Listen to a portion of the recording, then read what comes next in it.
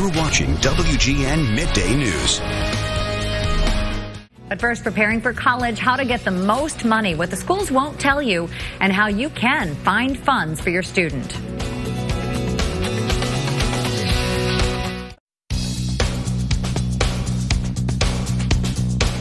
Not all colleges and universities are equal in how they award financial aid. So today we're learning how to find the schools offering the most money and how you can get it. Cliff Morgan is the founder of U.S. College Planning. Thank you so much for being here. I'm sure lots of ears perked up with our viewers, because I find it so interesting that you say the colleges don't necessarily say there's financial aid out there. You really have to dig if it's a school you want to go to. The colleges want to give you just the dollar that you're willing to be able to take and not a dollar more.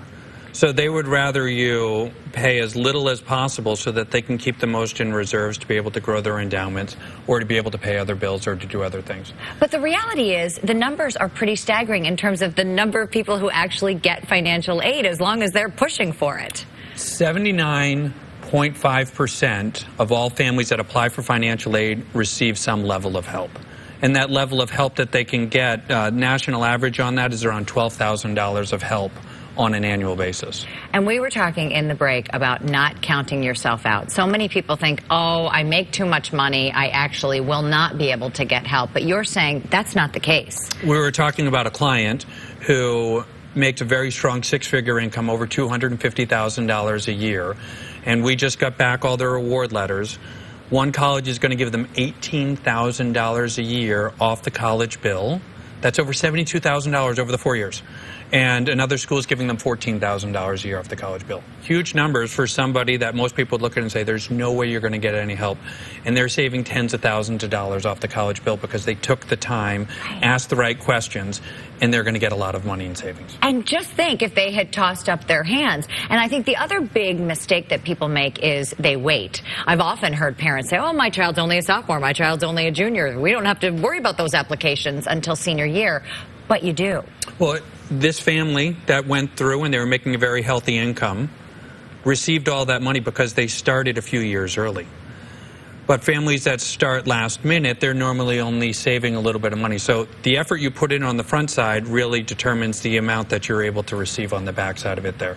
So families that are making that much are receiving help. So families that are making less can save and make traditionally a lot more than that. So, and when it comes to, say, the grants that you don't have to pay back, is it a first come, first serve? I mean, is that another reason why we want to start so early? Yeah. You want to submit the financial aid forms and the private school forms, the CSS profile forms, as close to January 1 as you can, because it is a first come, first serve basis. So those people that are last minute filers, like being April 15th for taxes,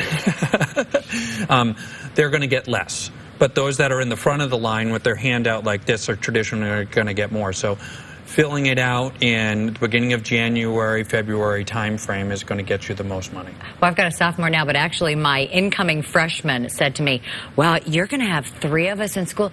You're going to be paying more than $100,000 a year in tuition. Do you make enough, Mom? And I said, you know what? You need to help me, honey. And you say that really it is important what the children do throughout their school career. That could be important and critical for them getting some kind of money from a school. Building their resume out, getting the right letters of recommendations, going and visiting the schools early, having the conversations with people on the campuses.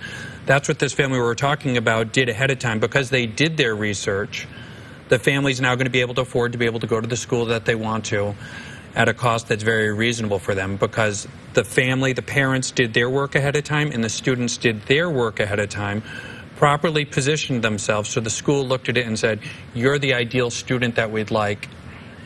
You're accepted, and here's the aid package that you're going to get. Here's the free money that you'll receive. Because it's not just a matter of them being accepted, but a matter of them seeming like an asset to the school. When the school looks at one student versus another, they say, this one is going to be an asset to me, and then they're willing to give some of their assets. Yeah, not to sound too technical, but the schools use a mathematical algorithm to determine the value that the student has to the school. The higher the value the student has to the school, the more money they're willing to give, the more free money you get, the less that the parents would have to pay out of pocket. Okay, so we all need to get on it right now with your help. Thank you so much. If you want to find out more information and to register for future free seminars, you can visit uscollegeplanning.com, or we'll link you right there from our website, WGN-TV.com/midday.